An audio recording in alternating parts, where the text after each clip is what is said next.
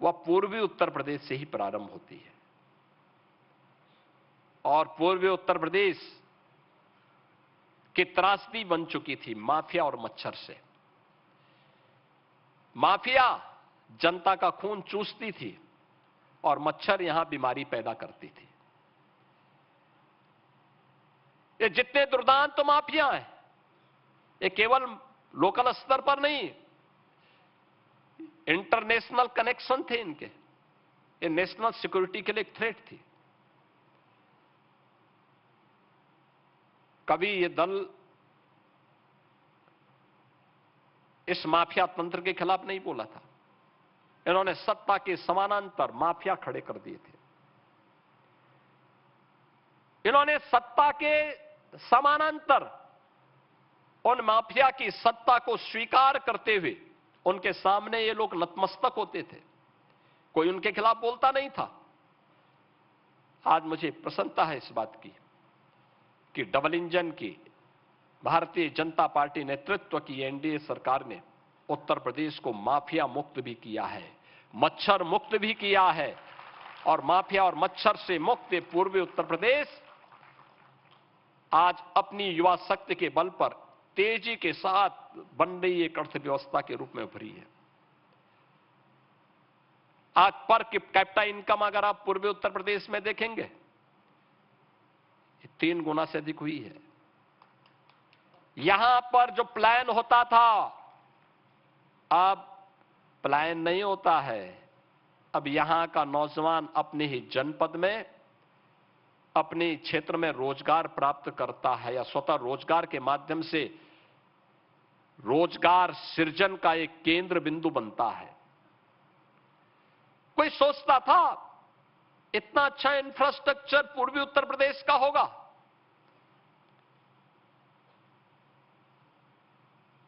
Purvanchal expressway, Gorakhpur link expressway, highway, inter state connectivity कितनी बेहतरीन हुई है। पहले गोरखपुर से लखनऊ की दूरी तय करने में हमें 8 घंटे लगते थे। आज मात्र 3 घंटे में हम लखनऊ पहुंच सकते हैं, मात्र 3 घंटे में। पहले वाराणसी जाने में 5 से 6 घंटे लगते थे, आज 2.5 घंटे में वहां पहुंच सकते हैं। चारों ओर से 4 लेन की बेहतरीन कनेक्टिविटी लोगों के आवागमन को और सुगम बनाया है। कनेक्टिविटी बेहतर हुई, road connectivity, air connectivity, railway की कनेक्टिविटी। परिणाम है बड़े पैमाने पर निवेश आया, लैंड बैंक तैयार हुए, आज निवेश हो रहा है। कोई सोचता था निवेश होगा पूर्वी उत्तर प्रदेश में?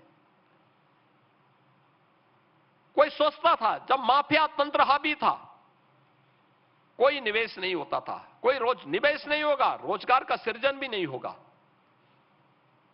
ये तो कांग्रेस और सपा की सरकार के समय पहले से तय था कि नौकरी का मतलब सीधे सीधे एक खानदान का कब्जा, लूट, ये नियति बन चुकी थी। लेकिन आज बेहतरीन इंफ्रास्ट्रक्चर के साथ ही कनेक्टिविटी बेहतरीन हुई है। गोरखपुर में आज से 10 वर्ष पहले तक एक फ्लाइट कभी कभी चलती थी, आज 14 फ्लाइट गोरखपुर से चली हुई है। मैं बार बार कहता हूं ना इन बातों को लेकर कि रवि किशन कब गोरखपुर में है और कब मुंबई में है कोई पता नहीं लगता है। सुबह का ब्रेकफास्ट अगर वह मुंबई में करते हैं तो दोपहर का लंच गोरखपुर में ले लेते हैं, फिर यहां पर शकल दिखा करके फिर वो दिल्ली के लिए प्रस्थान भी कर जाते हैं। यानी अगर एयर कनेक्टिविटी नहीं होती तो ये कठिन होता है। उनको मुंबई से बाई रोड आने या ट्रेन में आने में 24 घंटे लग जाते हैं। लेकिन आज आसान हुआ है, यहां अपना कार्य संपन्न किया, फिर दिल्ली चले गए, फिर दिल्ली का कार्य, दिल्ली में पार्लियामेंट सेशन के बाद फिर वापस गोरखपुर आना है तो गोरखपुर आ गए। एयर कनेक्टिविटी बेहतरीन हुई है। और 14 की 14 फ्लाइट ऐसी कि अगर कोई चाहेगा कि मुझे तत्काल टिकट मिल जाए, नहीं मिलेगा, सभी फुल होकर के जाती है। निवेश अकेले गोरखपुर में पिछले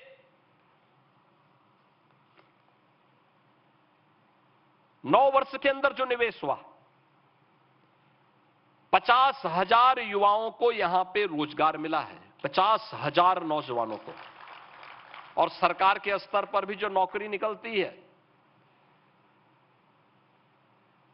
उन नौकरियों में आज बिना भेदभाव के हर एक जनपद का युवा उसमें सेलेक्ट होता है। उसमें न जाति है न पाति है, योग्य है, आप कंपटीशन में आइए, कहीं कोई समस्या नहीं, बेहतरीन अवसर आप सबके लिए है।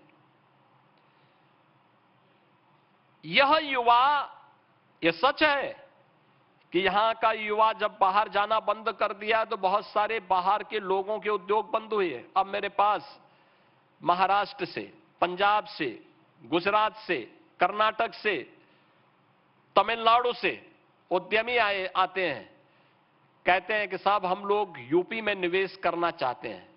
मैं पूछता हूं कि यूपी में अच्छी बात है, आप आइए, लेकिन यूपी में क्यों, वहां क्यों नहीं? वो कहते हैं साहब देखो, मैं इसलिए नहीं, क्योंकि पहले मैन पावर यहां से चला जाता था, अब यहां के लोगों ने जाना बंद कर दिया तो हमें वहां चलाना मुश्किल हो जा रहा है। अब यहां का युवा जब यहीं पे कार्य उसको प्राप्त हो गया, उसने जाना बंद कर दिया तो उद्योग वहां बंद हुए हैं, यहां चालू हुआ है।